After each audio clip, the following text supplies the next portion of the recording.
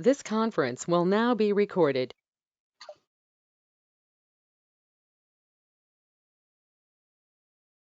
So last week, when last week we had covered a lot of things.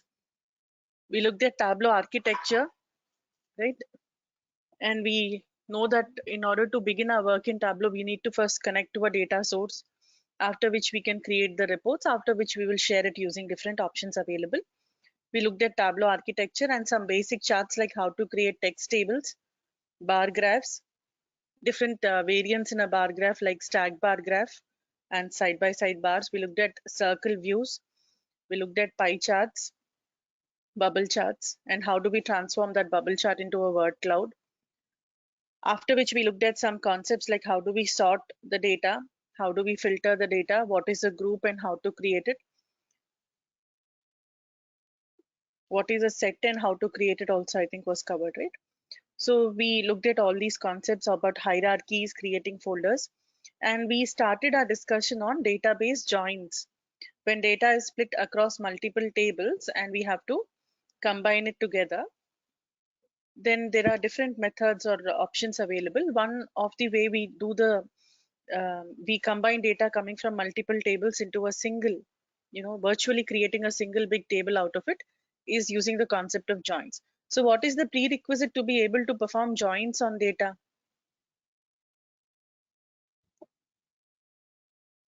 What is compulsory to be able to join data? Common field, common column. There has to be at least one common field or column based on which we can join the data. That would be the prerequisite.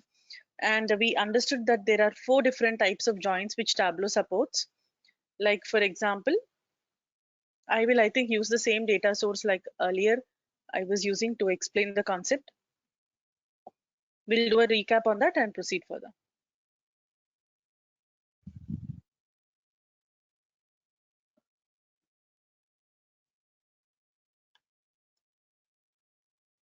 So data is split across 2 different tables, course details, and then we will open the join pane and we will put student details there. So when we perform join between 2 tables, Tableau will automatically try to identify a common field between the 2 tables. Like it has identified name. Means how does it identify? It will go through the names of all the fields in both the tables, and whichever fields have the same name and same data type, same name and same data type, it will join on that. There could be multiple fields, then multiple join clauses also can be applied. You can keep adding new join clauses. Okay, here Tableau did a good job. It identified name as the common field. It is using equal to as the join operator. So what is the join that it has applied is inner join, which will give you values with matches in both tables. So table A and table B, wherever we have matching records, they have shown up. Participant A and E are not here because that is not a shared member. Left join is where the focus is on the data in the left side table. We get everything from the left side, which is course details, and matching records from the right side, which is student details. Wherever a matching record is not found, it shows up as null. But if at all there is any data that is present in the left side table only, that will not even show up here, because here the focus is on the data that is present on the left side, and then matching members from the right side will line up. If no matching data is found, that will show up as null. Then the exact opposite effect can be achieved when you go with right join, where the importance is given to the table on the right hand side. We get everything from the right hand side table, and for every record on the right hand side table, Tableau will check whether there is a matching record in the left, and if there is a matching record, that data will line up. If there is no matching record, that will show up as null. Again, remember, if there is any data that is present only on the left side table but not in the right table, that will not even show up in this result. Why? Because the focus here is right side table, because this is right join. Okay. Full outer is where both of them are equally important and both of the tables participate. So you have all the records from table A, all the records from table B, right? For the students, and matching records are lining up Wherever matching record is not found, that is showing up as null. So this is how Tableau performs joins. Now, what if the data is split across multiple databases altogether? This is when all the data is split across multiple tables in a single data connection. Okay, but what if the data is spread across multiple data sources altogether? That is where the concept of cross database joins or cross database connectivity, multiple database joins, you can call it anything, comes into picture. So when for multiple database join or cross database join, very important to remember that you need to make use of this add button. Okay, you're already connected to a data source to which you want to the existing connection, we are trying to add one more connection, so we'll have to make use of this add button. So when we click on add there, Tableau will show you the list of databases with which we can perform cross database connectivity. Now some of the databases like JSON files, like Google Analytics and Microsoft Analysis Services, Microsoft Power Pivot, OData. So there are some which do not support Oracle SBase, okay, which do not support cross database connectivity. They don't support it. If they do not support, then they will simply be deactive there, disabled over there. Okay. Now in this case, my data is on a text file. So I'll choose text file. I will just navigate to the place where I have saved it.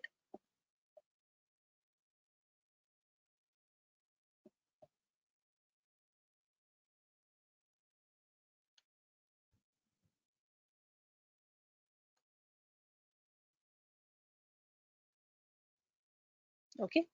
Now, when I bring the data from the other one, when I say I want to add the connection, because there is only one text file there, it came and Tableau has automatically tried to perform the join. However, here the problem is Tableau could not find a common field. When Tableau is not able to find a common field using which it can perform the join, what it will do is give you a broken link with a red colored exclamation mark.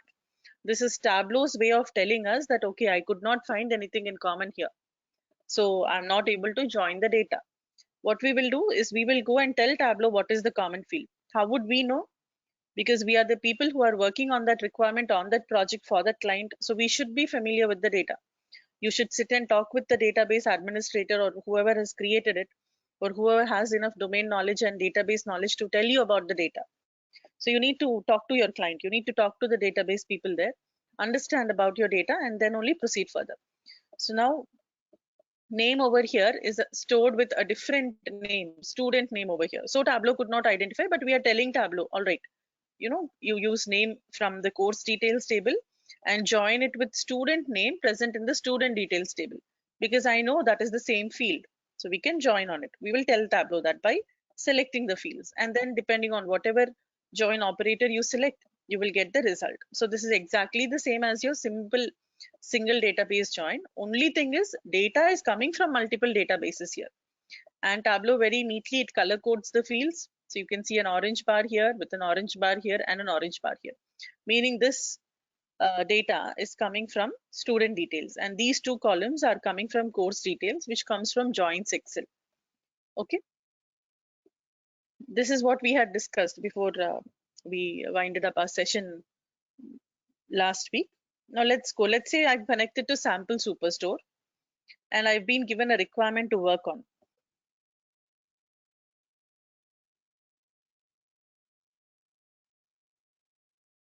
The requirement is to identify the customer with highest sum of sales, means the person who has contributed to the highest sales. Okay, and also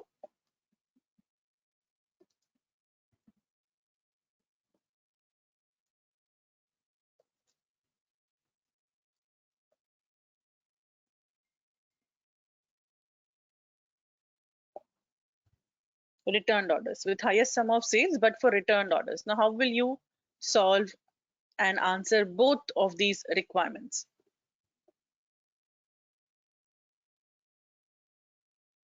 Try it out. You have to join orders with returns.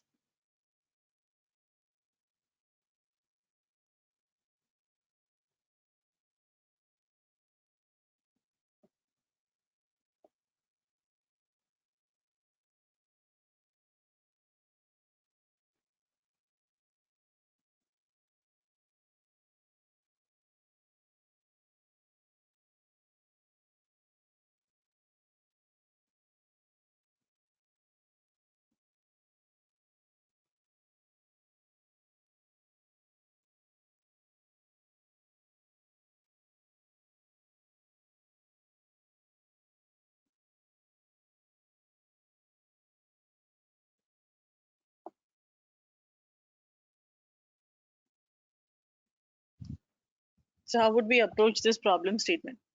I'll do one thing. First, let us say we have to identify the customer, where in this requirement you're asking me. Many to many is more like full outer join. When you do full outer join, everything from here is joined with everything from there, right? So that would be like many to many kind. Let's say I want to crack the second requirement first. Identify the customer with the highest sum of sales of returned orders. Sum of sales we want, highest sum of sales we want of returned orders. Now, how do I perform this? If I have to focus only on returned orders, what is the join that we need to apply? Let us see. Now we have the information about the orders that are placed with Superstore in the orders table. And we have the information about we have the order IDs of the orders which are returned by the customer in the returns table. So when we do an inner join, what will we get?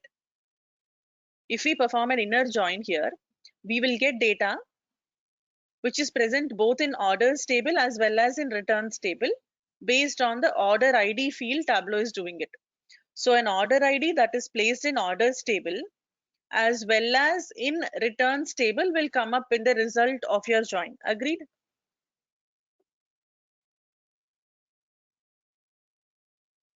Those order IDs which are present in both orders table as well as in returns table, they will come up in the result of our join. Okay, order ID equal to order ID, which means what will come?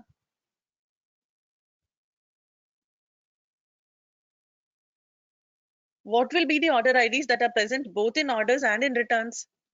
Which order IDs will be present in both of these tables? All the orders which were returned, right? I hope all of you are with me here. So order is placed and then it has been returned also. Only if the return has happened, it will be in the returns table. And when we perform an inner join, we will get only those orders which have been returned by the customers. So let's say I'm happy with this join. I'll go to the worksheet and I'll try to answer the requirement. I need to identify the customer with the highest sum of sales value. So I'm looking at the customers and their sum of sales. I need to identify who among these customers have the highest sum of sales. So when we sort the data in descending order, we can see that Raymond is the customer who has returned orders worth $14,052. So with respect to the returned orders, we can see that Raymond is the person who is giving the highest sum of sales. Okay. Now, but we have one more question to answer. If this alone was the question, then performing an inner join and getting the chart or creating the chart like this, our job is done. But what is it? The problem is we have one more question to answer.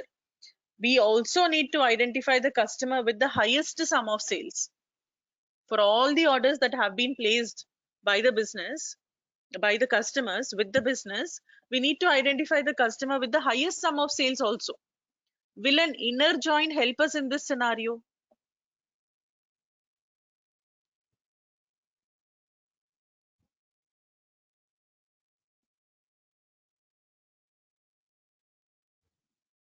Will an inner join help us in this scenario? No, right? Inner join is not going to help because inner join will give only the returned orders which were placed and then returned. But here we want to look at all the orders and their returns. Then what do? Let us change it to left join. When we make it left join, what happens?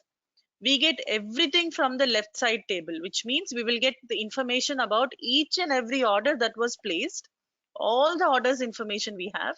And if that order is returned, we will find it from the return side, which means what will our data look like is we are getting everything from the orders table. And if that order is returned, there will be some data coming up from the returns table. If that order is not returned, then there is not going to be any information about that order in the returns table if it is not returned. When matching record is not there, which means the order is not returned, it will come up as null. Any doubts or questions here? We are looking at the complete list of orders that are placed, all the data from the left side.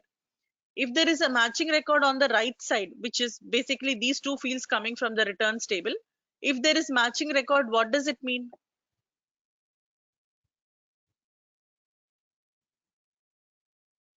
If you find a matching record, it would mean that particular order was returned, right? And if you do not find a matching record and it shows up as null, it would mean that order was not returned. Returned means it will have an entry. Not returned means it is just null. No, it was never returned. Clear? Now we have this information. Now let us go and okay. So I've done a left join. I changed the join operator to left join. Now I will go to the worksheet. Will I have the same data as earlier? Definitely not. Because now what happened? We are getting the complete data from the orders table. And then we are looking at, we have the returns information if at all it has been returned. So when we are looking at the complete information, it is the complete sum of sales. And when we look at that, we see that Sean Miller is the customer who is giving us the highest sum of sales, followed by that Tamara Chan, followed by that Raymond. So who is this? This is the customer with the highest sum of sales. Now, how do I get the customer with the highest sum of sales of returned orders?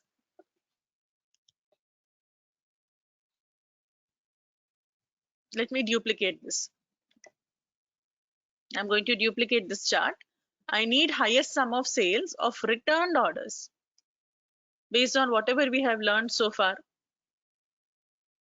What will you do here? We apply a filter, correct? Okay, I hope all of you are with me. So if an order is returned, what does it mean? It will have some returned status. It will have the returned status as yes. If it has not been returned, then it will have null. So if we can focus only where the return status is yes, then our job is done. So we'll take return to the filters shelf and we will tell that we want to get those orders who have the returned status as yes. If returned status is yes, it means the order was returned. And when I look at only returned orders, I identify Raymond with $14,052 to be the customer with the highest return sum of sales of returned orders. Okay, and where is he in the overall sum of sales category? Third position. So you see this person has placed orders worth 15,117 and has returned orders worth 14,052. This is a very big problem that most of the especially the online shopping websites face. People just place an order and then they cancel it for fun. Some people will be there, they just do it for fun. They just do it for time pass. They order and they cancel, they order and they cancel. So it's very important to identify such customers and talk to them and find out what the problem is.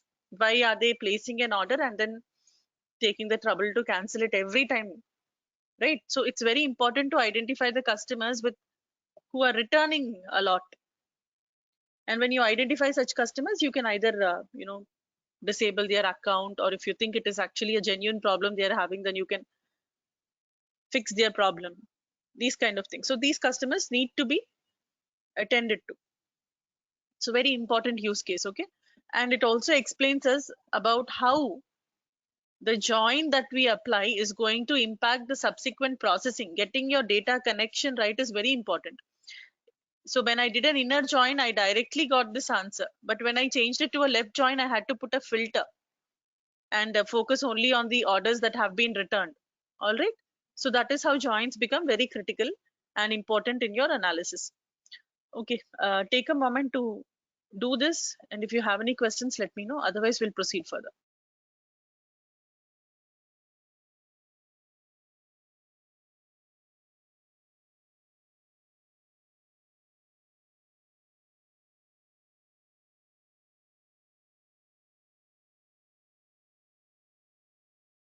Filter part, yeah, I will show you.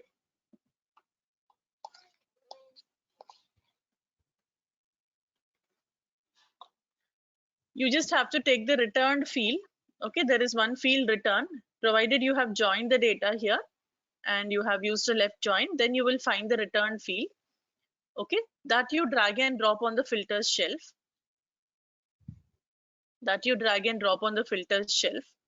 And then select yes. Just manually select yes.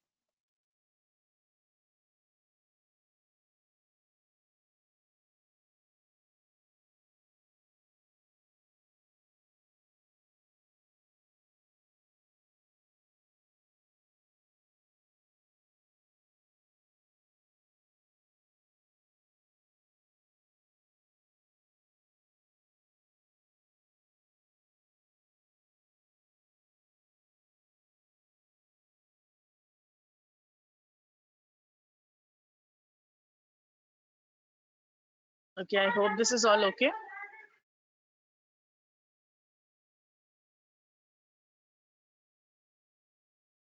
Next. So before we proceed any further, tomorrow morning from 7 to 9 or 9:30, it might extend up to, we have a session where we will learn about Tableau Prep. Okay, I request all of you to make some time and attend the session. Okay, because we will not be discussing it again. Once in a while we plan this session, and usually you get the recorded video in the webinars list. You get a recorded video on Tableau Prep as well. That is how you learn Tableau Prep. But we have decided to plan a session, so we have planned it for tomorrow morning 7 a.m.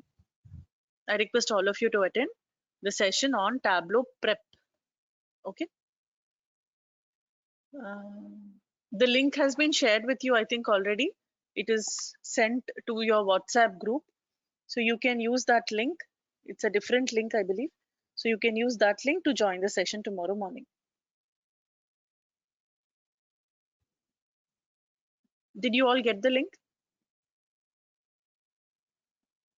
Yeah. Those who have, whoever is attending the training today, you have to attend tomorrow morning, because that is the session on Tableau Prep Builder, which is used to clean the data. You all did not get the link?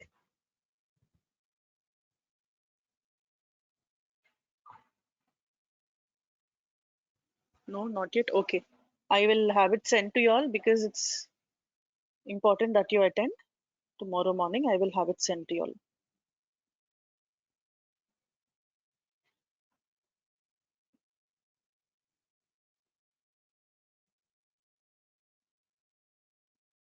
Just a minute. Let me quickly message Manish about it.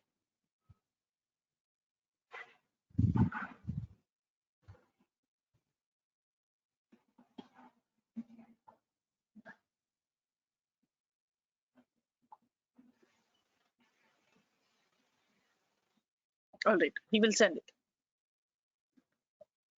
Those of you who have data science class and it's clashing with your ongoing class, then you can go through the recording. The recording will be given to you anyway. Okay, you will be given access to it. So you can go through the recording and get back to me if you have any questions whenever you get time. So you have 2 weeks time to go through the recording while we are having the discussion in the class. You can ask me anytime. Okay, anybody who has some other session scheduled at the same time, you can attend that only. And this you can go through the recording. Okay. Yeah, the link will be sent to you by the another maybe 10-15 minutes. He will send it to you.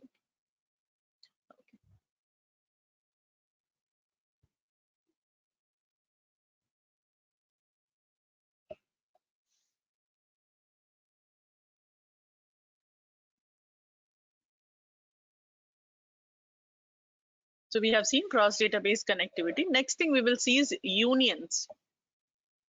Okay, so we have seen joins, and what is the effect that join gives you? It's like combining columns, and depending on the type of join we apply, we get the rows. Either depending on the type of join we do, we get the rows. But it is basically like combining the columns effect. 10 columns from table A, 10 columns from table B, ultimately becoming a table with 20 columns, that kind of a thing. Now, there is another way in which we can combine the data coming from 2 or more tables by using the concept of appending rows. Okay, appending the rows from one table to another table. So when would we go for this kind of combining the data from multiple tables is ideally when the tables have the same structure. When the tables have the same structure, then we can go for this kind of a scenario. So what would it mean? Let me again, I will be explaining it with some data sources of my own.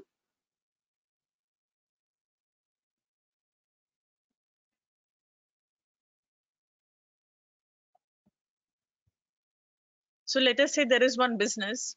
Sometimes this is also one of the real-time examples only.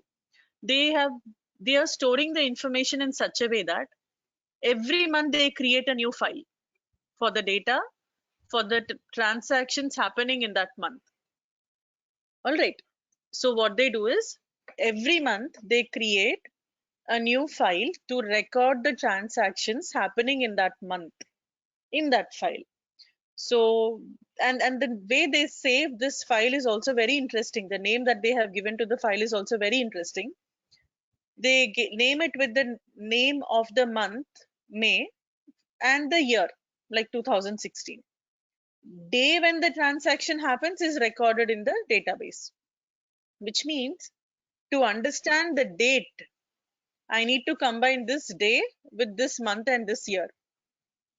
Okay, that we will see when we get to calculated fields, we'll talk about it. But very interesting way of even saving the name of the file is what I'm trying to point out. So in the month of May in 2016, file is created. What are they saving? Here is the day when the transaction has happened, name of the customer who performed the transaction, number of purchases made, and how did they pay for it, using credit or by cash. Okay. Then comes June. And when June comes, what happens? The database administrator, designer, creator, whoever, that person steps in and he or she they create a new file to record the transactions happening in June 2016. Again, day, name of the customers in customer column, purchases made, and how did they pay for it, type. Then comes July. Now these people come in, database admins, they create another file. All the transactions happening in July will get recorded here. So this is how the business is storing the data. Now we have been given a requirement. Let's say we got data for 3 or 4 years like this, many files we have, and we have to answer a few questions for the business, like what is the total number of transactions which have happened till date on each day, something like that, or what is the total sales that we have managed to achieve, what are the total number of purchases people have made, what percentage of them have paid through cash, and what percentage of the transactions involve credit, right? Maybe they want a report like that. Then what do? First of all, we have to combine this data. We have to combine the data which is split across multiple files together. How will we combine it? If I say, okay, I'll go ahead and do a join, it will not work in this scenario.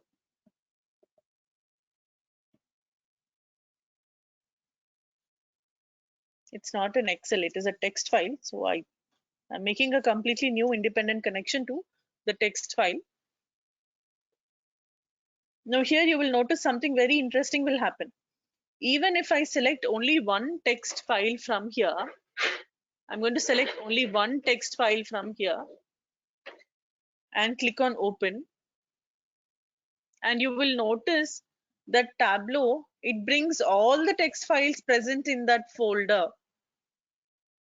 Tableau brings all the text files present in that folder, even though I had actually selected only one file.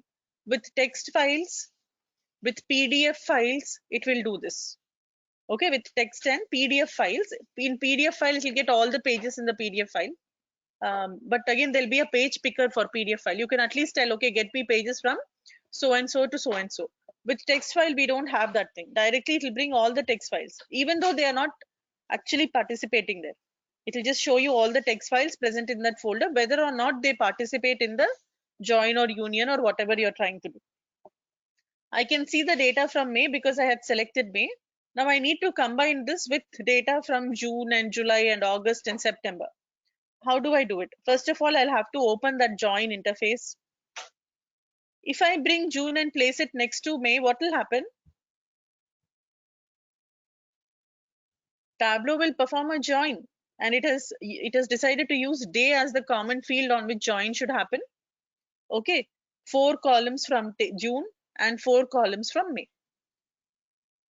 Totally, finally we're getting a table with 8 columns. Now, if I bring July also, it will become 12 columns. If I bring August also, it will become 16 columns. But that is not what we are trying to achieve, right?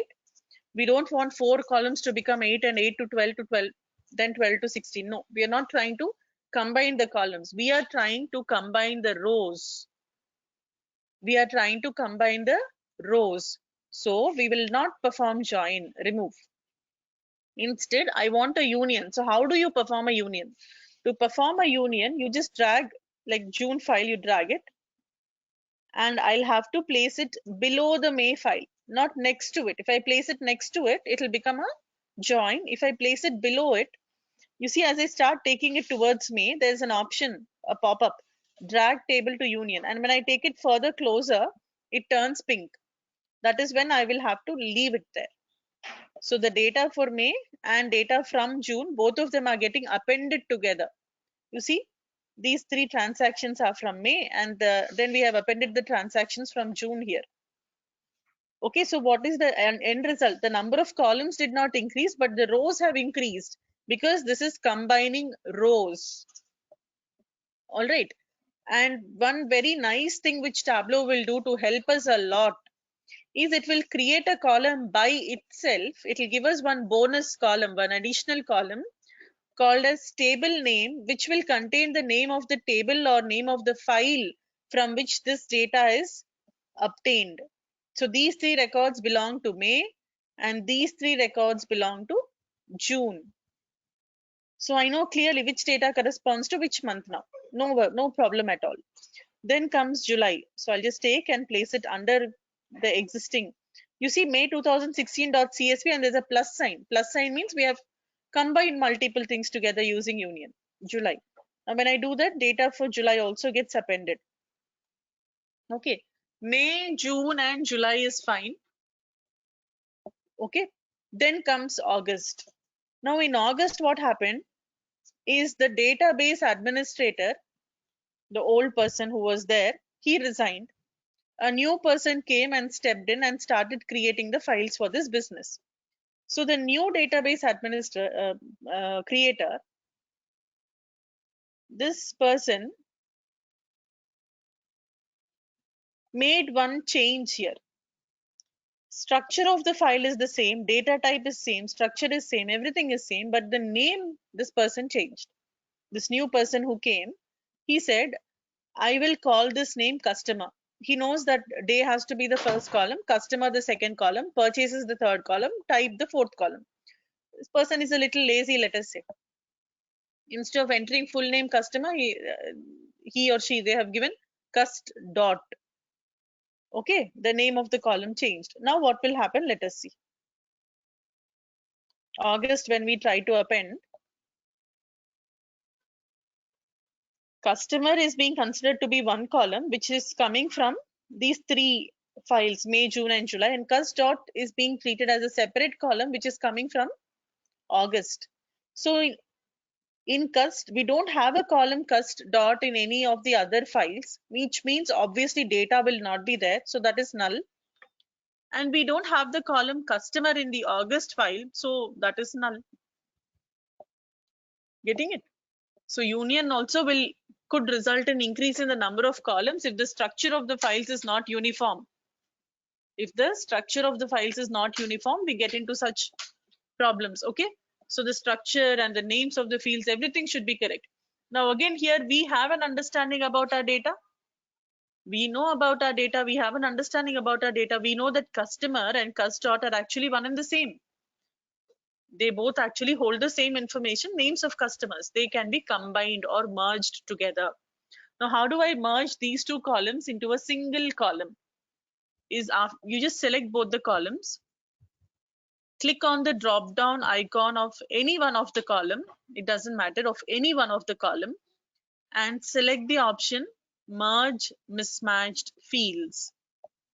Merge mismatched fields. When you select the option merge mismatched fields, both columns will get combined into a single column.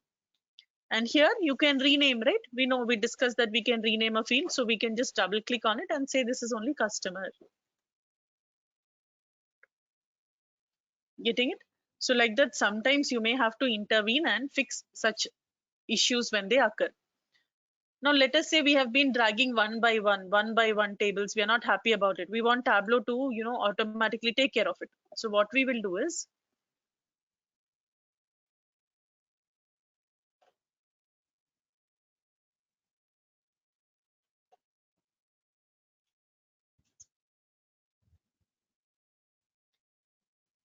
I will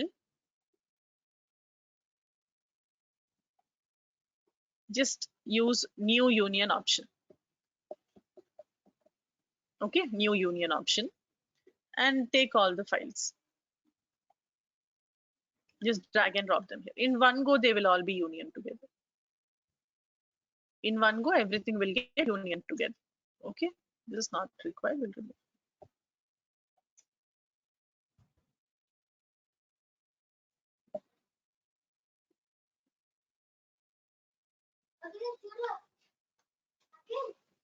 Once again, I think I'll just close this and create it fresh. Okay, just double click on new union, select everything that should be union together, drag and drop it there. But if you think files will keep increasing, now again October will come, November will come, new files will keep coming here, then we cannot just say that 5 files or 10 files or 15. Every month a new file is going to arrive, and that should be considered by Tableau. Then you can go for wildcard union. You can give include everything in the folder. You can expand the search to subfolders. You can expand the search to the parent folder also. All the text files in these folders will be included automatically. Okay, so that is about unions in Tableau and how we perform the union and how you can handle mismatched columns, if any, and combine them together. Multiple columns mismatch, everything you have to handle. One by one, you have to fix whatever problems are there. Okay, you can select all the 3 or 4 columns which are mismatched and need to be combined together, and then select the option to merge mismatched columns. It's not only 2 columns, you can have multiple columns which you can merge together. Okay, Jagannath? Right. So unions is done. For you to practice this concept,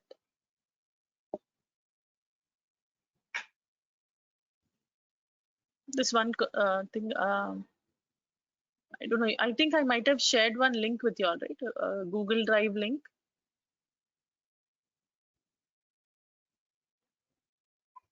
I don't know if I have or not. Let me just share.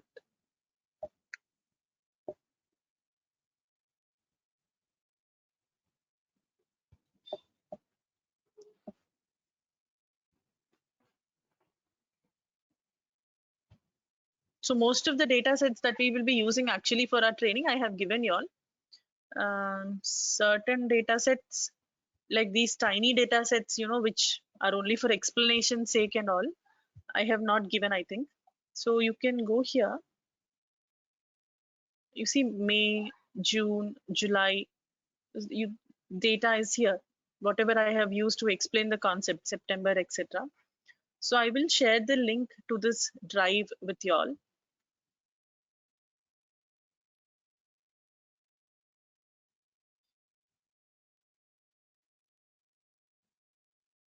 And you can take the data from here. Okay, I'm sending you the link. You can take the data from here.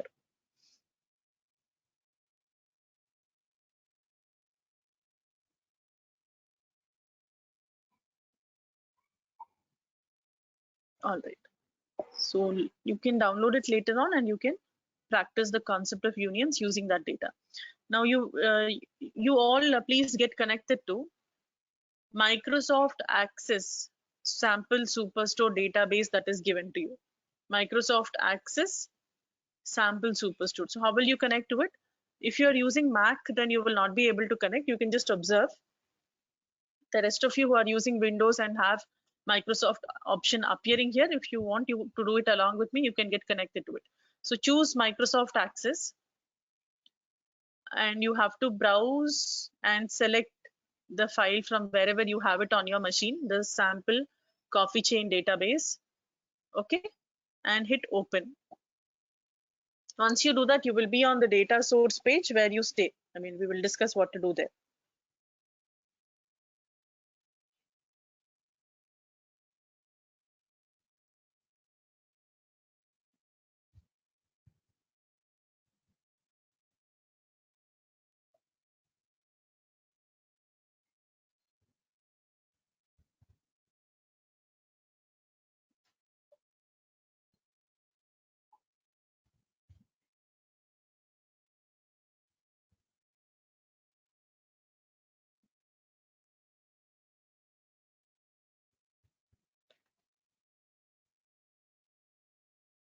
Okay, get connected to it and reach this, and then I will tell you.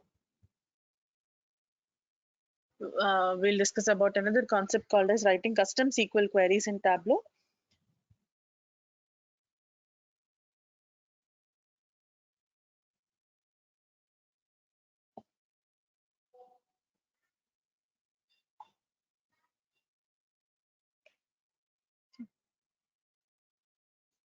Okay, you have been sent the link for tomorrow's session in your WhatsApp group. It has come.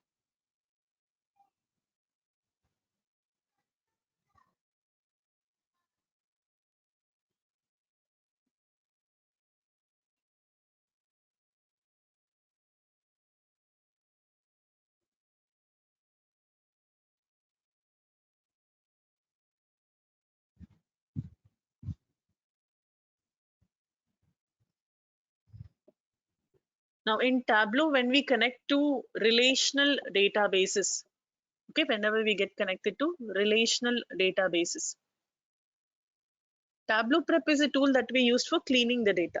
That is used to clean the data before it is brought into Tableau. Very basic functionality is there, not very complex, but we will be covering it tomorrow. Okay.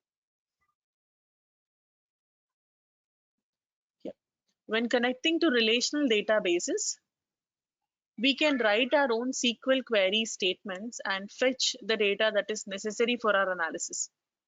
Okay, Tableau gives us that option where we can write our own SQL statements and we can fetch only the amount of data that we need to perform the analysis on that data. Sometimes we may be getting connected to a very huge databases, but we may not need the entire data from the database. We may need only little data, right? So in that case, we can write SQL statements. How to do that, we will see now. How to connect to Access file is simple. You just have to go for the new data connection option. Do you have Microsoft Access on your machine?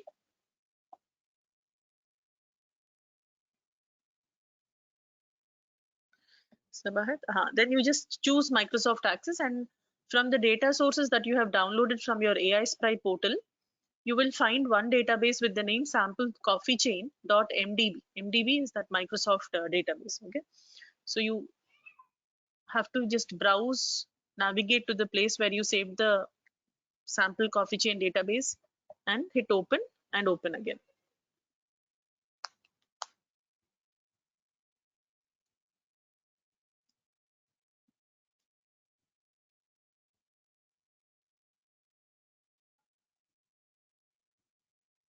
Okay. Now you will see the list of all the tables present in that coffee chain database, in that Microsoft Access database listed out here in the tables section.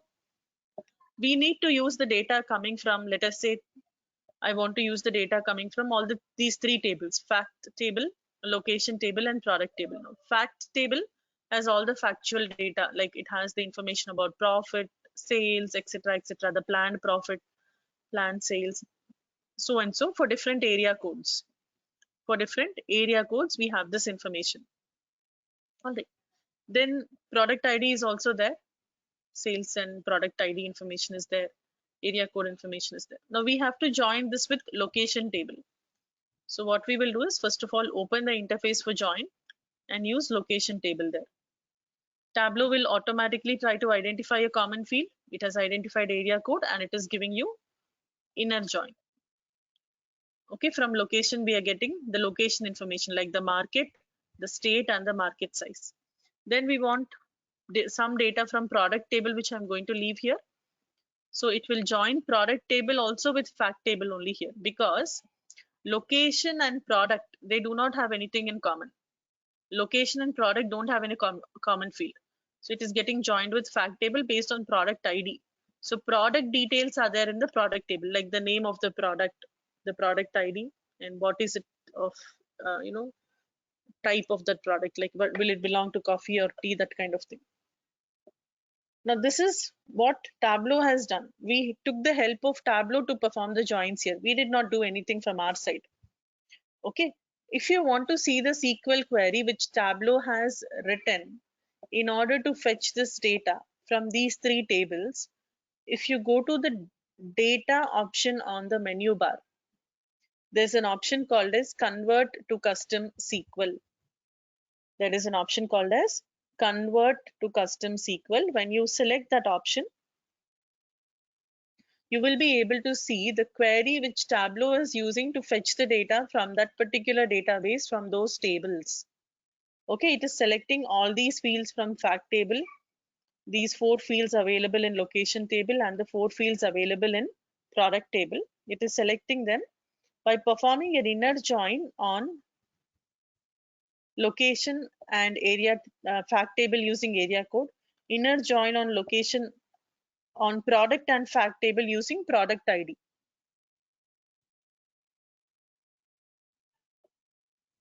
Between product and fact table, the common field is product ID.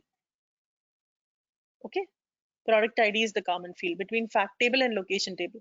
Between fact table and location table, the common field is area code. Between fact table and product table, the common field is product table. So you can see the field here in the SQL statement based on which it is joining area code and product ID. Broken link you're getting. Are you doing it between product and location? Sorry, if you're doing it between location and product, there'll be a broken link. There's nothing in common. You have to make sure that you have brought fact table first, then only bring the location table, then bring the product.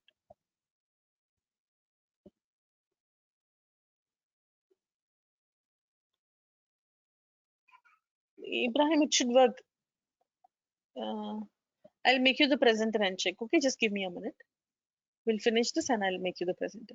So we have this. Now let us say you don't want this complete data. You don't want this complete data. Okay, I'll remove it. Let's say this is not your requirement to use so much data. No. You would like to write your own SQL statement. You would like to write your own SQL statement and fetch only the data that is necessary for your analysis. Rather than fetching the entire data, you want to write your own SQL statement and do something here. Then how to do? You just double click on new custom SQL option. Okay, you will see this option if and only if you're working with the relational database. If you're not working with the relational database, then you will not get this option. If you got the option new custom SQL, it means it is a relational database and you can write the SQL query. I'll just paste the query which I have written earlier. Ibrahim, this you try to do. I will give you the query. You try to do it later.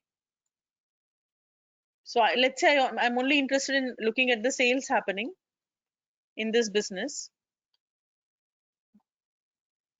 and the states information and the name of the product names I'm interested in. Okay, so whatever I don't need, I have removed. And join clause I'm not going to change. I'll put a where clause though.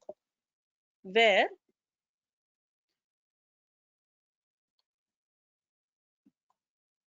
the sales is greater than 1000.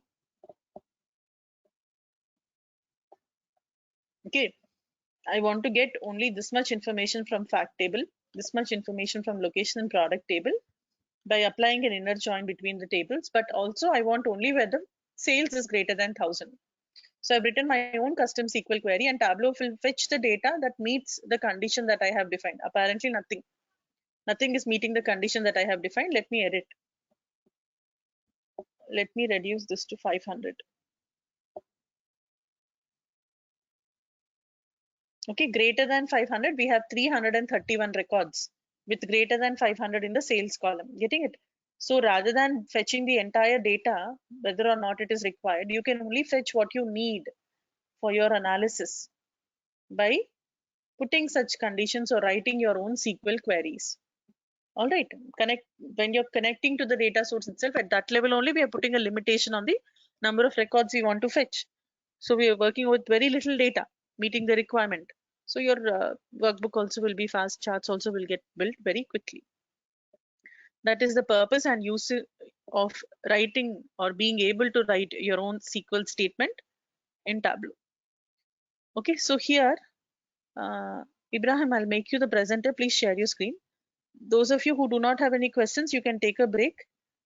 And 9:10 we will start the next concept. 9:10 p.m. IST. After 14 minutes, okay?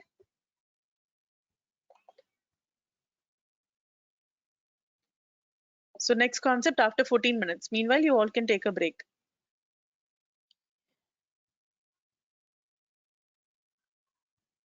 Yeah, Ibrahim, I've given you the control. You'll have to click on that screen icon, share screen icon. Oh, okay. I have started sharing the screen. Are you able to see? No, yeah. Try to one more time click on screen share. Now I'm able to see. Okay, I can see. Okay, perfect. Just one second. Let me.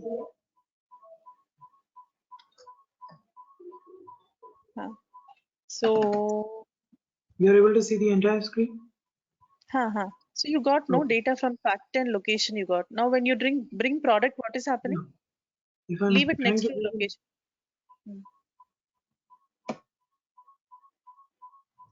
Then, okay, now it's working. okay, no Earlier it problem. was giving an error. Oh, maybe I was just dropping it just below location. Probably that could have been the reason. Okay, no problem. No, I'll let it take back I the got call. it. Huh. Okay. So And you're I'm going to transferring. send it. Yeah, I'm taking it. And yeah, Okay. I'll send you all that query which I have written now on the chat window. So anybody who's trying it, you can use this query. Thank you.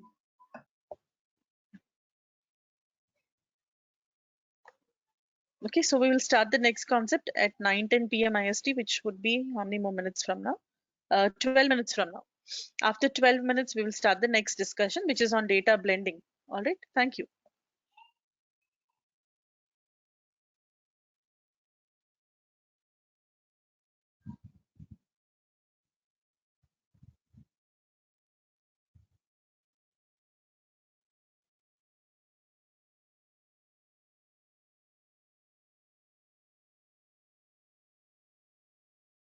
This conference will now be recorded. So we are now going to discuss another concept called as data blending, which is a very unique way of combining the data coming from multiple data sources. Okay, very unique way of combining the data coming from multiple data sources. Okay, Vivek, I'll show you at the end of the class. All right. Now, when we do join, what actually happened? Every record from one table is matched with every other record from the other table. And wherever matching records are there, they are coming and lining up. And depending on the type of join, you get nulls when matching record is not there. So it is row level, right? Joins happen at row level, row by row basis. Joins will happen. Now, blending is a very unique way in which we combine the data at worksheet level. Okay, it's a unique way where we combine the data at worksheet level. What happens with join? You have table 1. Okay, let us say we have a table A with some columns in it, and we have a table B with some more columns in it. And when we perform the join, depending on the type of the join that we are applying, we get the rows, but the number of columns will ultimately it will increase to 6 columns, right? 3 from table A and 3 from table B, I get 6 columns. The rows there will depend on the type of join that I'm applying. Correct? This is what happens with a join when I do a join. So what is happening is virtually we're creating a much bigger table with a lot of rows and columns in it. Now, this is very convenient and all right to use when your data is small or when your data is at the same level of detail. Same level of detail in the sense, let us say here you have daily transactions recorded. Daily transactions, day 1, what is the profit? Day 2, what is the profit? Day 3, what is the profit, etc.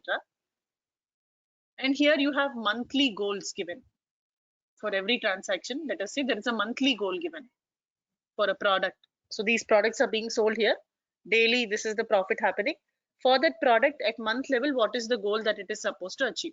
Target profit. So will it be proper to join daily transactions with monthly targets? It will not be correct. Daily transactions and monthly transactions, you should not join together. They are at 2 different levels of detail. Data is at 2 different levels of detail. So when you have data at different levels of granularity, at different levels of detail, like in one database, let us say we have data collected for months, other database we have data collected for years, and we have to join it together. Month transactions combined with yearly targets, or yearly transactions combined with monthly transactions. It will not give you the correct data. Both of them should be at the same level of granularity to join the data. But what if your data is at different levels of granularity? Then how do we join it? How do we combine the data which is at different levels of granularity and create a chart using that data? For such scenarios, we can use the concept of data blending. Okay, so data blending, remember, is something where we do not join the tables and create virtually a much bigger table out of it by combining the rows and columns. It is not something that happens with a row to row mapping. Row level, it does not happen.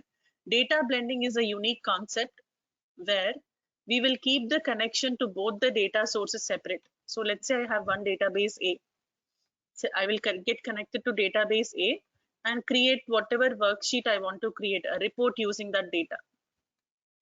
Okay, then separately I will get connected to the other database. Let's say this is database B. Separately I make a connection to another database, and I will get the data from this database and visually represent it on the same graph where I'm already looking at data from database A. This is data blending. You just have to remember this. Data blending is a concept where we keep the connection to the databases separately to both the databases you will connect, or multiple databases also. You will query database A. Voice is breaking, but connection looks all right at my end. Are you all experiencing any difficulty? Is the voice clear?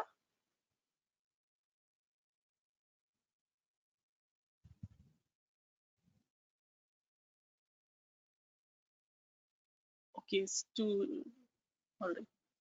So, Sabahat, if you want, I will wait for a minute. You may log off and log back in.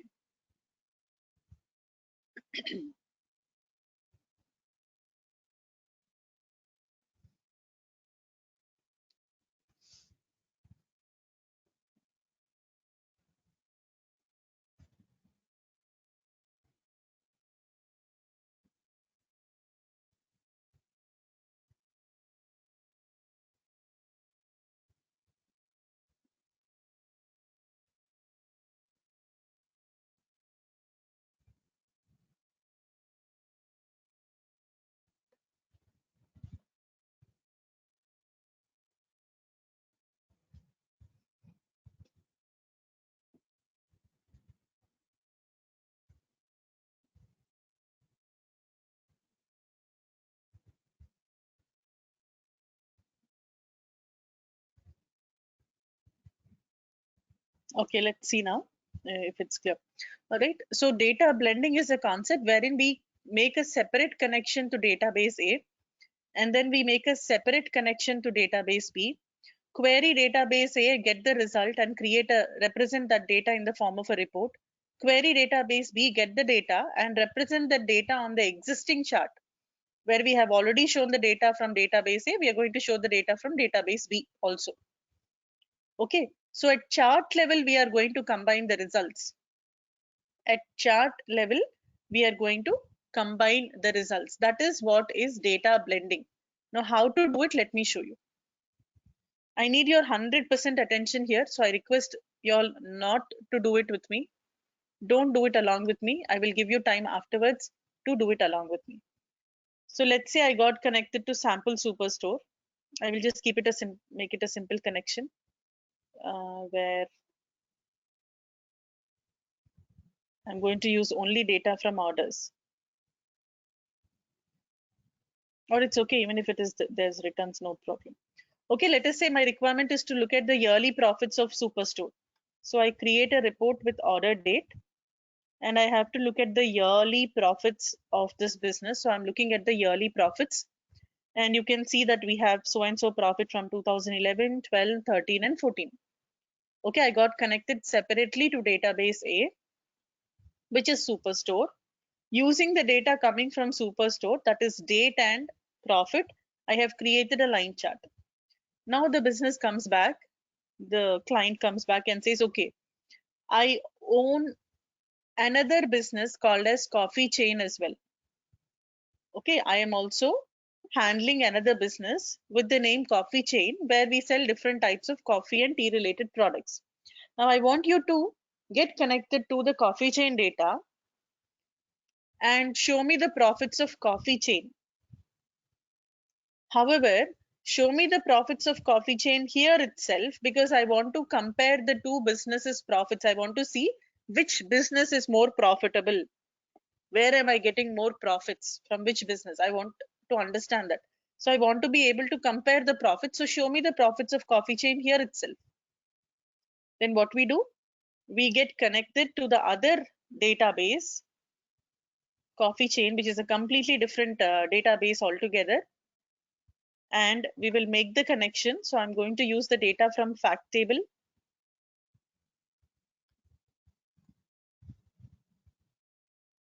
And I'm also going to use the data from location table. And I'm going to use the data from product table. Okay, so I got connected to that database also. This is data blending that we are trying to learn. Now, after getting connected to Superstore, I created this graph. So the database from which you use the fields to create your initial graph automatically becomes the primary database. Very important point. The database whose fields you use to create your graph initially automatically becomes the primary database. Then when you are on the same worksheet where you have created the chart and then you select another database on the data pane, you're on the same worksheet and you selected the other database on the data pane. Okay, you will see an orange line at the extreme left side. Tableau will automatically assume that you are trying to do data blending. If you open a completely new worksheet and then select the other database, then this is a different connection and it will not think that you are doing data blending. All right. If you are on the same worksheet where you have already created a chart and then you went to the other database, then it will think you're trying to do data blending. And even to perform data blending, to see the data coming from the second database over here, there has to be a common field. There has to be a common field, otherwise not possible. So what Tableau will do from its side is it will scan through the names of all the dimensions from both the databases. It will scan through the names of the dimensions and it will try to identify a common field. So by itself, it has been able to identify that state is present in Superstore as well as in coffee chain, this appears to be a common field. Okay. However, we cannot just use any field for blending. The field using which we perform blending should be present on your graph. Only then blending will work. Or the fields which you are using to build your chart, you have to blend on that field. Whichever field you're using to build your chart, that should be the field using which blending must happen. So I'm looking at yearly profit. So I need to blend at year of date level. Okay. Tableau could not identify date as a common field. Why? Because date is saved with the name order date here in Superstore, and it is saved with the name date here in Coffee Chain. Because the names are different, Tableau will just go with the name, same data type, then it will say it is a common field. Because the names are different over here, it could not identify date to be the common field. So we have to go and tell Tableau about it. We need to customize the relationship. Okay, so how do we connect these two databases? Through data blending, by establishing a relationship between them on the year level, at the year level on the date field. So we'll have to go to the data option on the menu bar. You have all these steps already, it's there in your slides, but just observe. Okay, you go to the data option on the menu bar, go to the option called as edit blend relationships. Earlier it was called edit relationships, then they renamed it to edit blend relationships. Select it. You can see the primary data source, which is fixed by Tableau as Superstore. Why? Because we created the chart using the data coming from Superstore. Secondary data source you have to select, Coffee Chain. Automatically Tableau has identified state as the common field. Just by scanning through the names of the fields, automatically Tableau has identified state as the common field.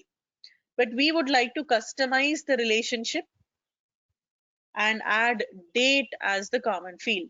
So how do you customize the relationship? You just have to select the custom radio button. Select the radio button custom. Click on the add button. When you click on add, here you can choose the exact granularity at which you want to blend the data.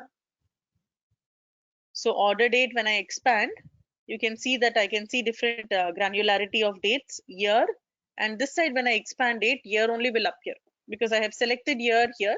Tableau is putting year over there also. So at year level, we have done the blending.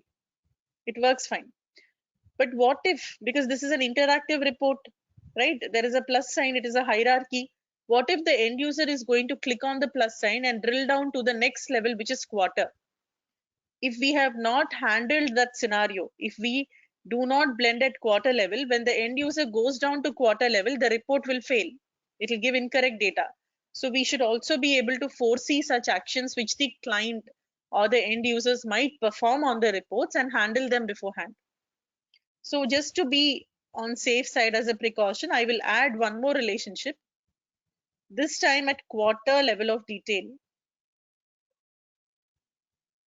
Further, I will add one more relationship at month level of detail. So like this, not just on date, you can add the relationship between the fields on as many fields as you want between the two databases. I'll add one more relationship between region and market. What is called as region in Superstore is actually called as market in Coffee Chain. I know these two are also the common fields on which blending can be done. So I'm establishing the relationship at region and product level also, market level. So these are all the fields on which we have established the relationship between the two data sources. After that, you click on OK. After you choose everything, you can click on OK. Now you will see the link is established on date. Links are there on market and link is there on state also. The only thing is we have not used these fields to build our graph, so the link is broken right now. If at all you use market on the graph or state on the graph, link will get established automatically. It is already defined. It will get established on sheet by sheet basis. It will get established. So here, what is my requirement? To look at the profits of Coffee Chain. So I'll take Coffee Chain profit and use it on the graph. First to profit, then I took Coffee Chain profit and put it on the graph. Tableau is showing me the profits of Coffee Chain. Now, however, we are not getting the complete data. That is because In coffee chain, we have data only for 2 years. In coffee chain business, this business is active only in 2 years. It happened in 2010 and then in 2011, only 2 years. So when I did data blending, Tableau is showing me the data for 2011 from coffee chain. Coffee chain does not have any profits associated with it in 2012 or 13 or 14.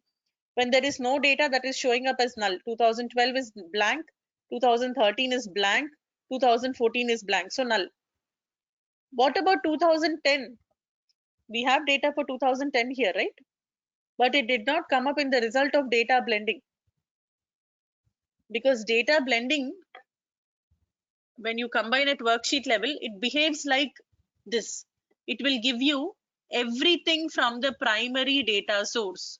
It will give you everything from the primary data source, matching information from secondary data source. So 2011 is the matching or the common year between the two databases. So we got the data. If we do not have matching information, that is showing up as null. Something that is present in the secondary data source but not in the primary data source is not even showing up here. 2010 is present in your secondary data source. That did not even turn up in the result. So what does it sound like? Equivalent to what type of join is it sounding like?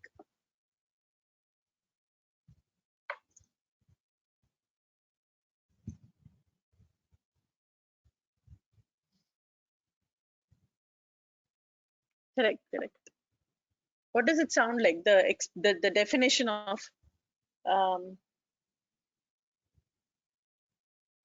data blending at worksheet level. You get everything from your primary data source and you're getting matching records from your secondary data source. If match is not there, that is coming up as null. If there is something in the secondary data source which is not present in the primary, that will not even show up in the result. So it is sounding like left join, right? Primary database, think of it like your left table.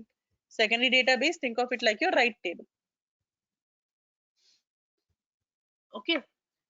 Now, what if I want, so you, by default, what you get is a left join equivalent result. In data blending, by default, how are the values combined? Using left join equivalent result you will get.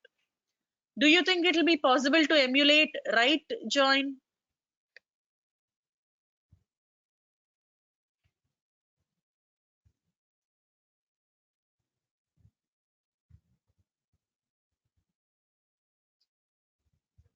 Just change your primary and secondary. Now, how do you set up a database as primary database and a database as secondary database? On which criteria? How do you know which one is primary and which one is secondary? How do we choose primary and secondary?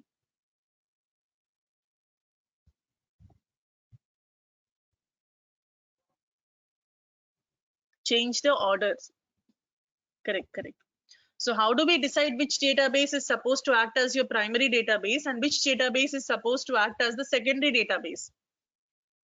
The database whose fields you use to create the chart initially automatically becomes the primary database, indicated with a blue colored tick mark on it. So if I'm going to use the data from coffee chain to build my report first, the worksheet or the chart first, coffee chain automatically starts behaving like the primary data source. It is the primary data source. Then when I click and select Superstore and use the data from Superstore and represent the data on the graph, Superstore, the second database to which I got connected after creating the chart, I got connected to Superstore. So that will make Superstore the secondary database automatically. Okay, so that is indicated with an orange colored tick mark on the barrel icon of the data connection. So this chart is from coffee chain, the first profit from coffee chain, this one, and the second profit with a barrel icon and an orange tick mark is coming from the secondary database with an orange tick mark, which is Superstore. So what happened? I'm getting everything from coffee chain, 2010 and 11, everything from coffee chain, and wherever there is a matching record, I'm getting the matching data from Superstore, which is only for 2011. In Superstore, we do not have data for 2010. That did not show up. In Superstore, we have data for 2012, 13 and 14, but it will not show up. Why? Because our primary database is coffee chain, focus is on coffee chain now. Okay, so technically speaking, this is still left join. Technically speaking, we are getting everything from the primary data source and we are getting matching data from the secondary data source. Where a matching record is not there, we are getting it as null. Data present in the secondary data source is not even showing up if it is not present in the primary data source. So what is happening? Technically speaking, this is still left join. However, from this kind of a report, we converted it into this. Did we have to go and manually change primary and secondary somewhere? Configure primary and secondary and elsewhere? No, right? Depending on which database you use to create your report initially, that will automatically be treated as your primary data source. The subsequently next whatever databases you connect to, they will automatically be treated as secondary data sources. Okay, so that is why I'm calling this an emulation, right? Join emulation. Now let us duplicate this. Now, will it be possible to get an inner join equivalent result? Even if you edit the access, data will not show. It will not show. Will it be possible to get an inner join emulation here? So technically speaking, we said data blending is like left join. The result is like left join. We can emulate right join by swapping or altering the primary and secondary. Will it be possible to emulate inner join is what we are discussing now. You can emulate inner join also. How to emulate inner join equivalent result is you filter out the nulls. Correct? If I get rid of all null, I get only proper data. So when I click on null and choose the option filter the data, nulls will be gone and only valid data is there, which is only for the year of 2011. So we have matching data from both the primary and secondary showing up. This is left join, this is inner join emulation. Inner join emulation. Will it be possible to emulate full outer join? Answer is no. Using data blending, we get left join. We can emulate right join by swapping primary and secondary. We can emulate inner join by getting rid of null data, filtering out the null data, but we cannot even emulate full outer join equivalent result. All right, so this is data blending. Now let's do one more example. This you do along with me. All of you, next example on data blending, please do it along with me. All of you, I believe, are connected to Superstore already. Get connected to Coffee Chain. Use all the 3 tables from Coffee Chain. Fact table, location table, and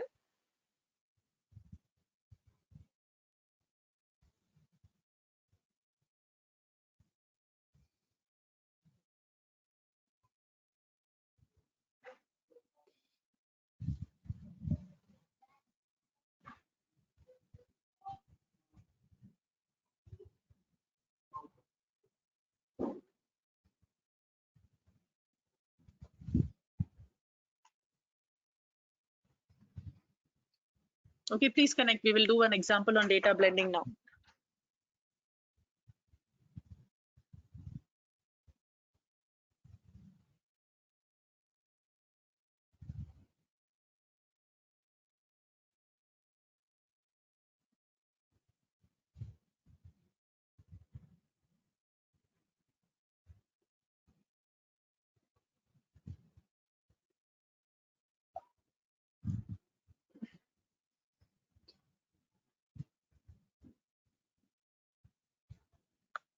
Now, create a report showing you the state-wise profits.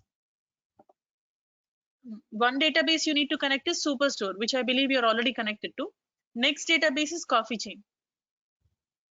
You can connect to any Coffee Chain that you have. Excel also is fine. Excel Coffee Chain, Access Coffee Chain, anything that you have, get connected to it. Okay. Now, those of you who are already connected, create a report showing me region-wise sales of both the businesses. region-wise sales of both coffee chain and superstore. You can create any chart. Bar chart is fine. You may create a bar chart.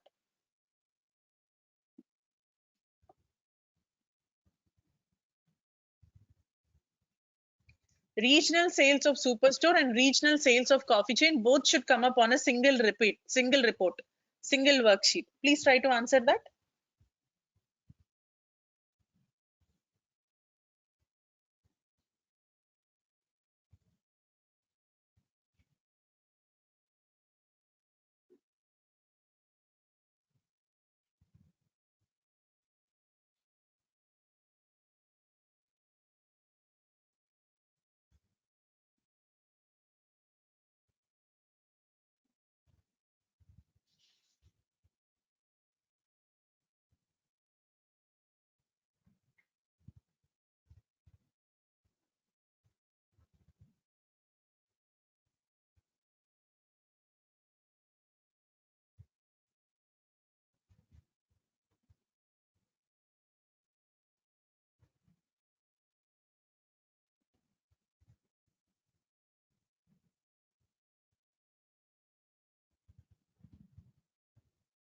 Regional sales of coffee chain and regional sales of superstore to be shown on a single report. How will we do it?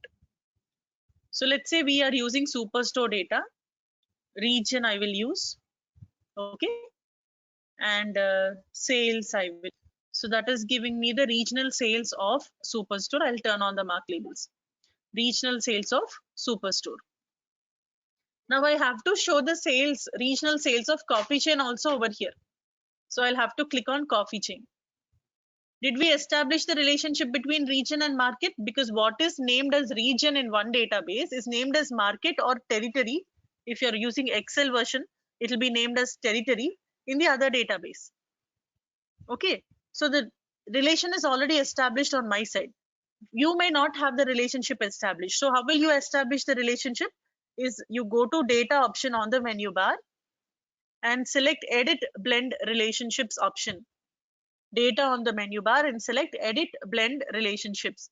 And when you click on that edit blend relationships, you will see primary database as superstore and secondary you have to select coffee chain. Select coffee chain as secondary. Then you will have to click on the custom radio button.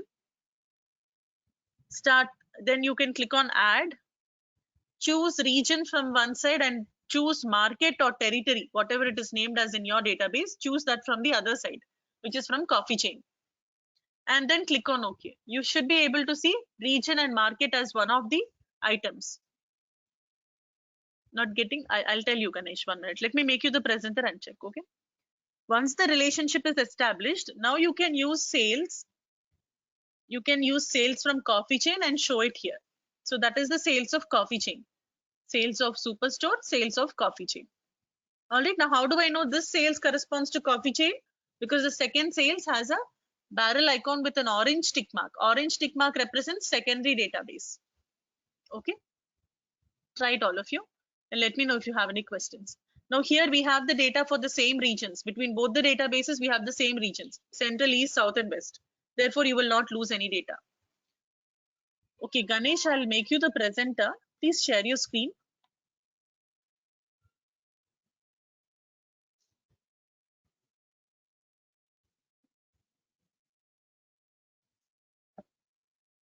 Share your screen.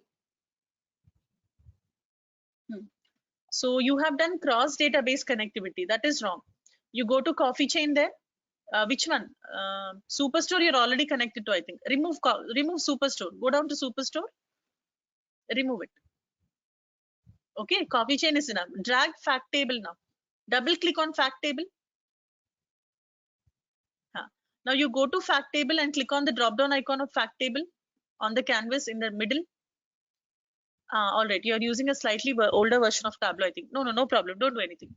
Just double click on location table now. Come to the left, double click. Double click on product table. Okay, now you go to the worksheet. Sheet 1. So you are connected to only superstore. All right. Okay, now you take the region or market field from here and create a report. Sales and Sales. You can double click on sales actually. Then go to your dimensions pane. Up. Dimensions pane. Select market field. No, up you have to go. Up. Further up. You use the scroll bar to. No, up. Market dimension. You're in the measures pane. Go to the dimensions pane and search for market there. Yeah, double click on market. Not market size, market. It is above market size. All right, you have your report ready. Okay, now you get connected to Superstore. Use the new database connection icon and choose Microsoft Excel. Excel. Huh.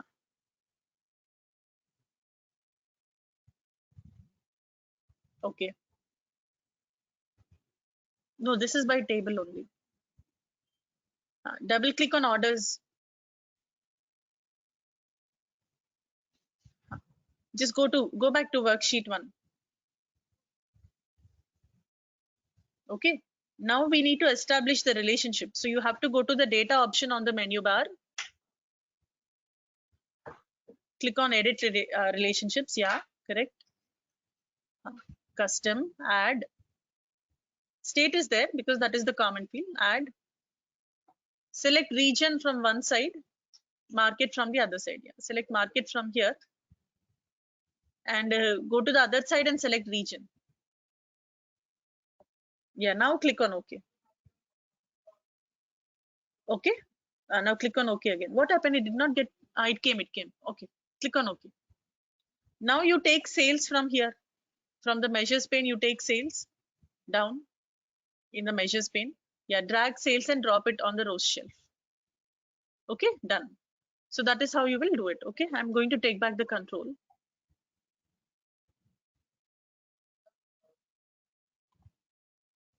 So anybody with any further questions on this concept of data blending, let me know. If it's clear, then we will proceed further. And look at the last concept for this module, which is on data extraction. Now this slide is very, very important. Okay, this slide is very, very, very important. It basically encompasses all the information about data blending. It is a method of combining data from multiple sources and it occurs on a sheet by sheet basis. Okay, data blending, it brings in additional information from the secondary data source and displays it with the data from the primary data source directly in the view.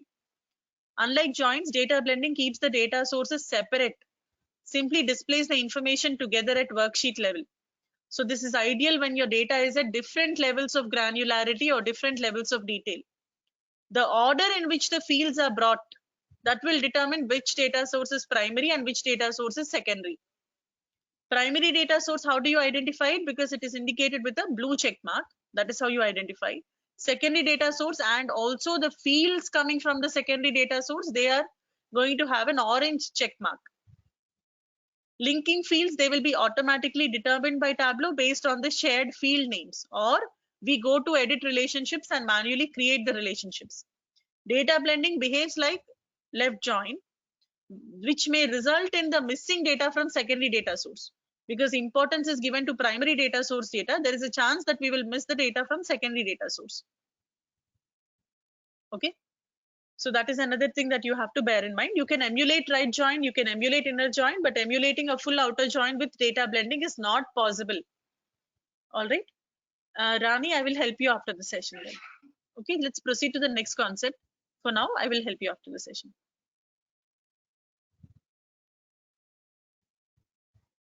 Now, data extracts. What is a data extract? We know. How to create a data extract? We know.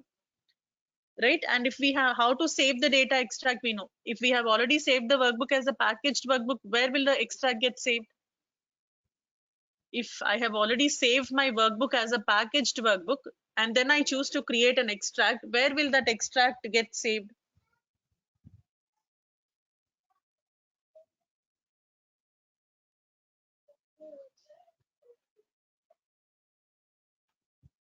No, not local machine. If I have saved my workbook as a packaged workbook first, and then I have chosen to create an extract, the extract will be packaged internally in the workbook.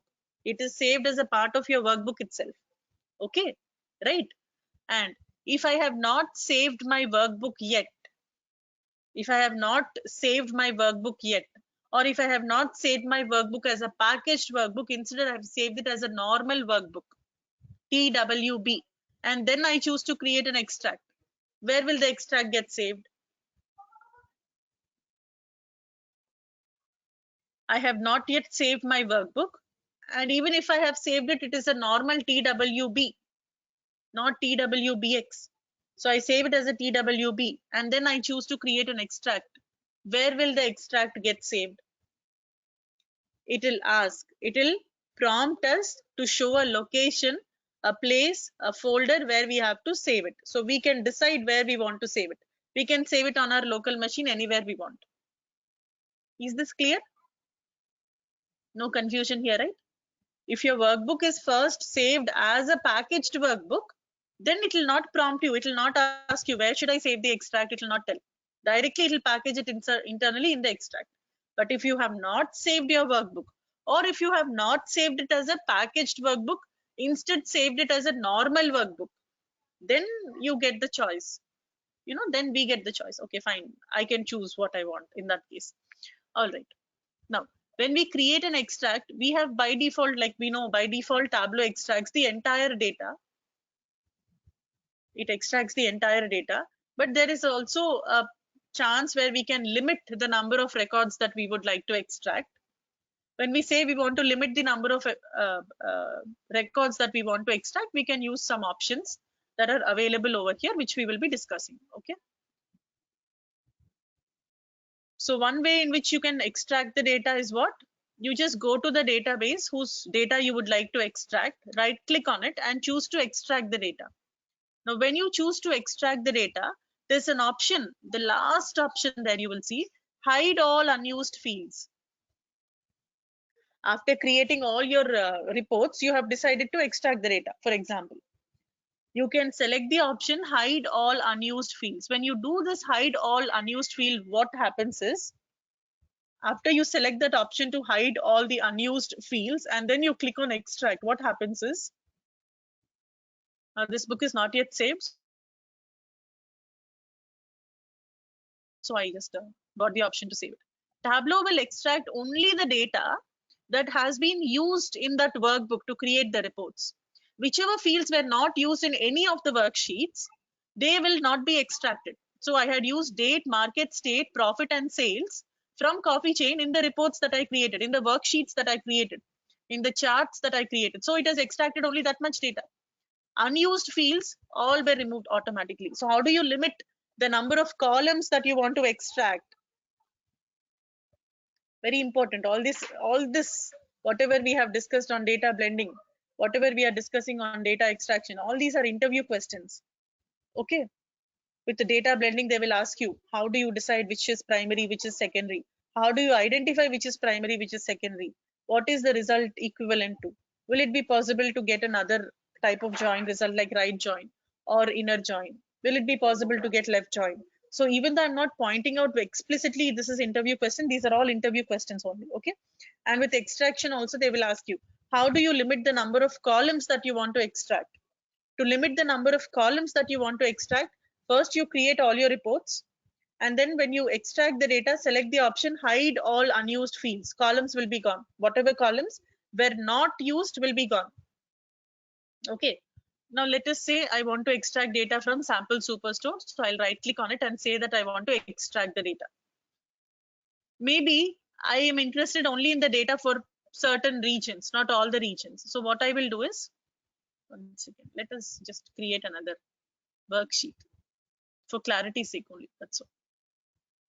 Let's say from Superstore, I'm looking at the data for different regions and for different years, and I'm looking at the sales information. Okay. Now I decide to create a report.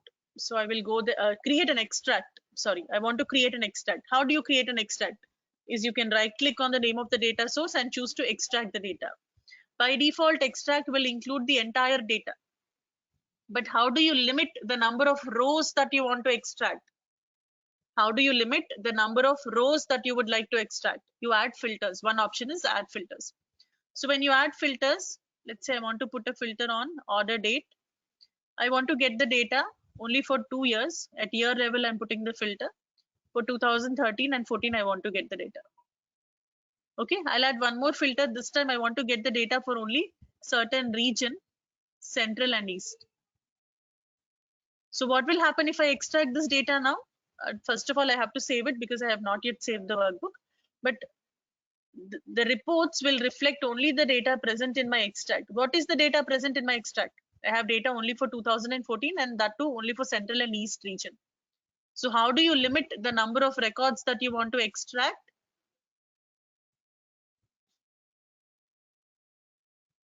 We cannot add columns to the extract. Whatever you have is there in your database, that will get extracted by default, or whatever you have used in your reports will get extracted. At a later point of time, let us say you want to use a few more columns from your original database, then what you will do is you will switch to live connection. How do you switch to live connection? Uncheck use extract. It will take you back to live connection. But we don't have only that much data is getting extracted even in live now. Whatever we have extracted, only that much data.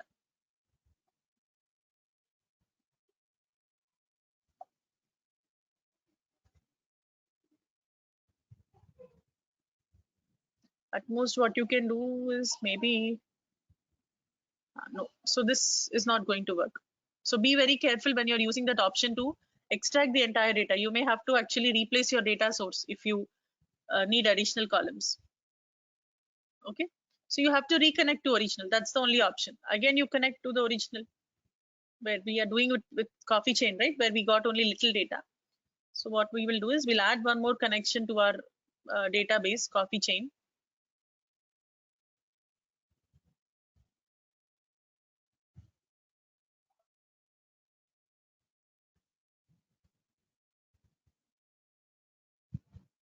Okay, and when we go to the worksheet where we are looking at very limited data, actually, I think, so you replace. You go to your data, say use extract. Here we are using the extract, right? So what we will do is we will just replace it. We will go to that database and we will replace the data source with the original.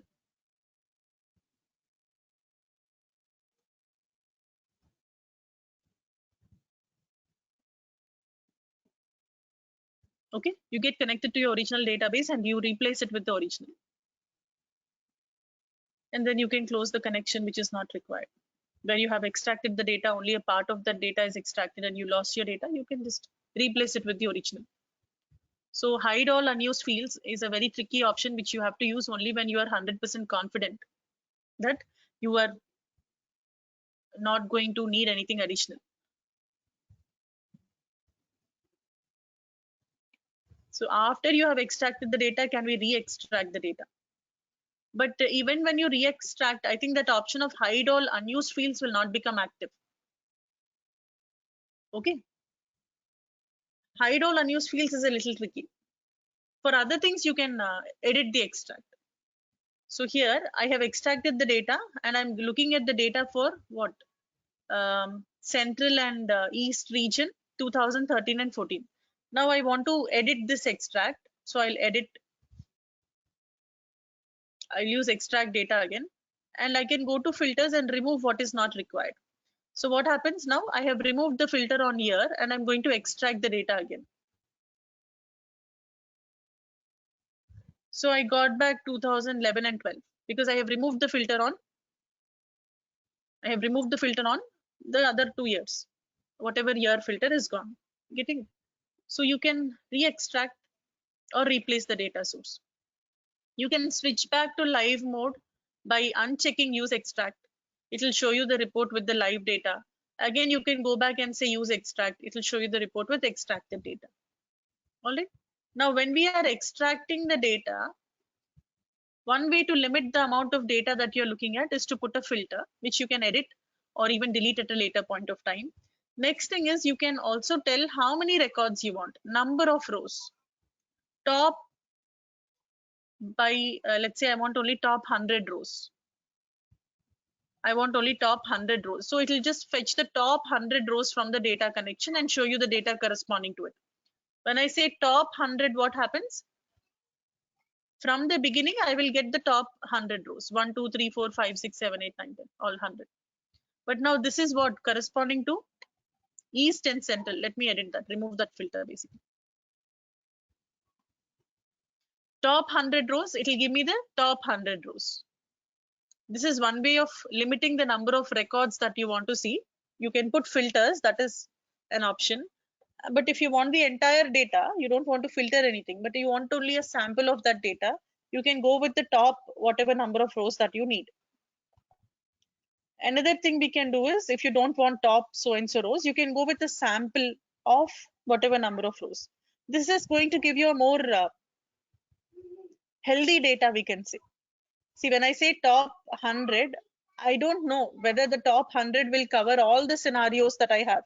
Means, will the top 100 cover the data coming from all the states, all the regions, all the years, all the products? We don't know. Top 100, randomly top 100, that's all. Okay. But when I say a sample of 100 rows, this is a much healthier sample because this is a random sample. At random, Tableau will pick up 100 records and it will create an extract with those 100 records. It is quite possible that these 100 records will speak for the entire data that is there in Superstore. It may represent every record in Superstore from across all the regions, from across all the states, from across all the products being sold, we may get the data. So using sample is definitely going to give you a healthier data to work with. Okay, it will take little long time to create because it has to look for the data and then pick it. Whereas when you say that you want top, just like that, it will fetch the top whatever number of records are available. Now, when we are fetching a limited number of records using top or sample option, and when we are not extracting the entire data, obviously, right? We have 9,994 records. We are extracting only top 100 or a sample of 100. We're getting a taste of it. That's all, not the entire thing.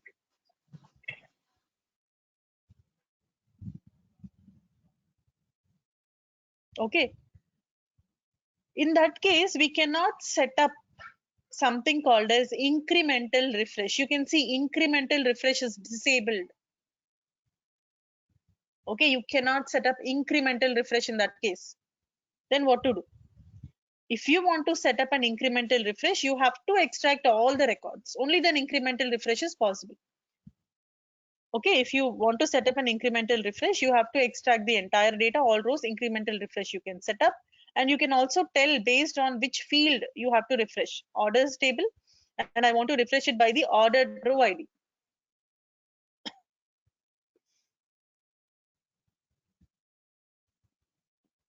Getting it?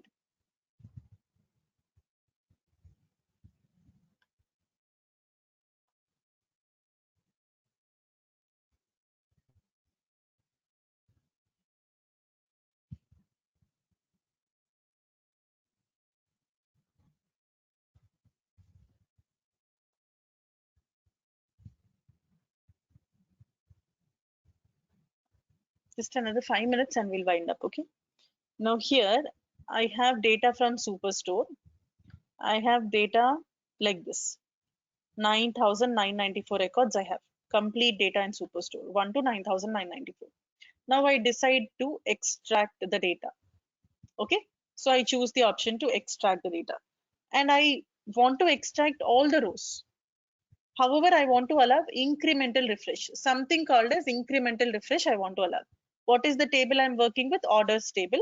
And how should Tableau identify the new records which are inserted into that table after the data is extracted? I want to do it based on row ID, because I know that row ID is a column that is used to uniquely identify every record in the database, and it is strictly sequential. Every new record gets a new row ID greater than whatever is there. So I'm going to set it up like this. Okay. Why all this trouble is because when you say you want to perform an incremental refresh will take care of only inserts. It will take care of new records inserted into the database, into the table after extract was created.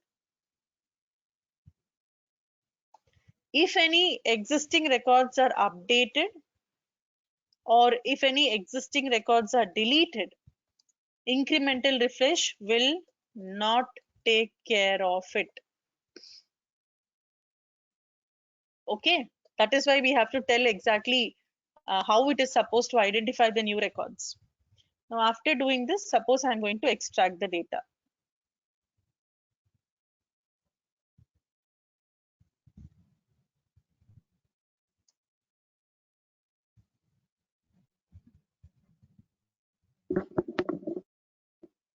I have extracted the entire data. I have set up the incremental refresh. Okay. So now when I go here and I try to refresh the extract, we know we can refresh the extract, right? So when you go and try to refresh the extract, if you have set up an incremental refresh while creating the extract, you will get the option to also perform an incremental refresh on it. Okay. Are you all with me till here? Any confusion? So when you are creating the extract itself, you have to tell Tableau whether you want to perform an or allow an incremental refresh, which is possible if and only if you have extracted all the rows. And you have to tell which table and based on which field. So rows greater than 9994 will be added when you do an incremental refresh. So now I will do one thing. I will go to that database, to my sample superstore.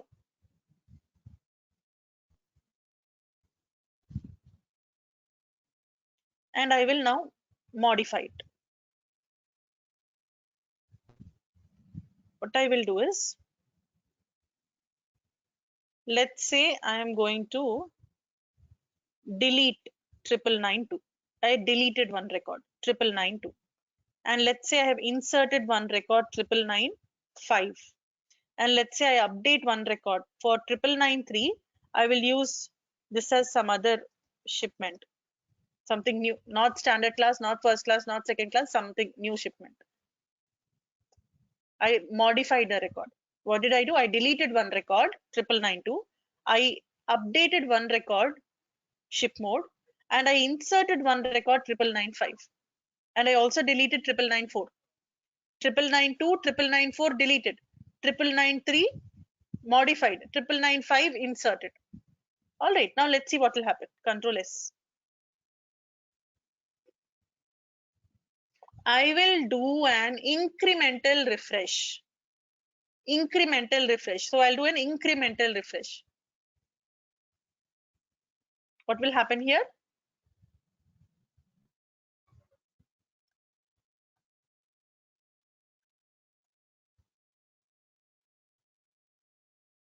When you do an incremental refresh, you see 9992 is as is, 9994 is as is, 9995 got inserted. Let us look at the ship mode for all of these things. And the ship mode for 9993 is standard class only. All right. So incremental refresh, remember, will take care of only the new records which are inserted into the database based on the field using which it is supposed to identify the new records. It could be a unique field like identification field, row ID, or it could be timestamp also. Whatever records are inserted later than that time, they will be taken care of. Now let us do a full refresh. Full I'm selecting, full refresh. Full refresh will take a little long time. Obviously, it's as good as creating the refresh all over again with the latest data from your database that is to be reflected in your extract. It's like creating the extract all over again. It will take a little longer time. However, you see, everything got handled. 9992 disappeared, 9994 disappeared, 9995 which was inserted is there, and 9993 which was updated got new shipment updated. So full refresh takes care of everything. Inserts, updates, deletes, everything. Incremental refresh takes care of only the inserted records. So if you're working with a transactional database where on a daily basis, day in and day out, many transactions happen, millions of transactions happen. If you have to do a full refresh all the time, it could be very time consuming. It may even go into an infinite loop. It may fail because maximum time Tableau will give for a job, for a refresh job to run is 2 hours. Beyond 2 hours, if your job is running, it will automatically be cancelled. So what we can do is, on a daily basis, you can set up an incremental refresh. Every day at night, 10 o'clock, do an incremental refresh. Once in a week over the weekend or some day which you know the load is going to be less on the system, every week, let us say Sunday, midnight, 12 o'clock, do a full refresh. Getting it? So if you're working with a business where new records are inserted on a daily basis, go with an incremental refresh, and once in a week or once in a month go for a full refresh, which you can set up when you put it on Tableau online, which we will discuss a little later. But with respect to extracts and how do you refresh, I hope it is clear. Now we have one more topic left out, which is data interpreter, which we will take up tomorrow. For today, here we will stop the discussion. All this we had completed. One topic left out from here, data blending. Data interpreter, which I will cover tomorrow. All right. Thank you all. Those of you who had questions and I said I will answer after the session, please stay back. Rest of you, if you want, you may leave. I think attendance is automatically recorded today, so you need not worry about it. Yeah, that's it from my side. Today we discussed a lot of important concepts. I hope it was clear. If you have any questions, you can get back to me tomorrow also, no problem. All right, Rani, you figured it out. That's great. Thank you, Rani. One more question I put on hold, right? I said I'll take up at the end.